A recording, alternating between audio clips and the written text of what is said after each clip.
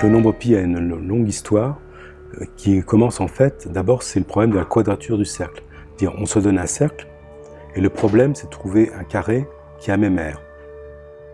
Alors, ce problème on sait depuis même les Grecs, on sait le résoudre approximativement, mais les Grecs ont ajouté une règle qui était de le résoudre à la règle et au compas.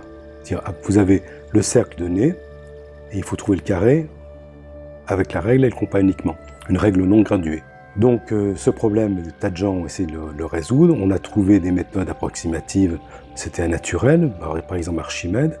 C'est Archimède qui a trouvé la valeur 22/7, qu'on apprenait en tout cas à l'école dans mon temps, mais on n'arrivait pas à le résoudre de façon exacte. Et il a fallu, ce qui est intéressant, c'est que c'est un problème de l'Antiquité, où grand nombre de mathématiciens sont excités dessus pendant 2 millénaires, jusqu'à ce qu'on prouve, d'abord qu'on se doute que c'était impossible. Ça, on s'est douté qu'il était impossible au XVIIIe siècle. L'Académie des sciences, a décidé de ne plus recevoir de solution, puisqu'elle pouvait être que fausse pour elle. Et c'est uniquement au XIXe siècle qu'on a prouvé que c'était impossible. Et ce qui est intéressant, c'est que c'est a priori un problème géométrique. On a prouvé que c'était impossible en changeant de point de vue avec l'algèbre.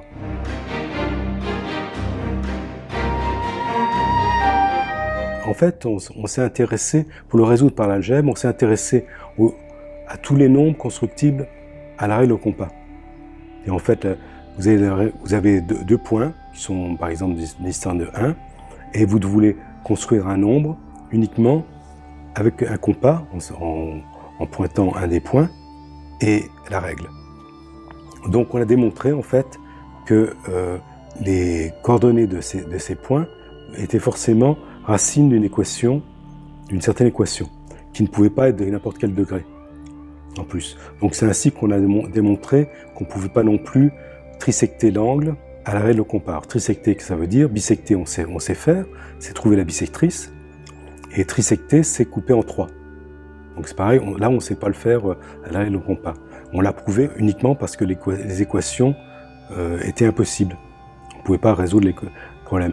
Donc pour pi, ça a été plus compliqué. On a démontré que pi n'était solution d'aucune équation algébrique à coefficient entier.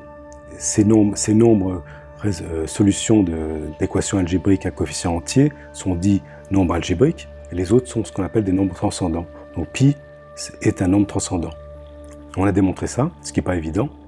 C'est Lindemann qui l'a démontré à la fin du Xe siècle et qui a mis fin à cette recherche de 2 millénaires.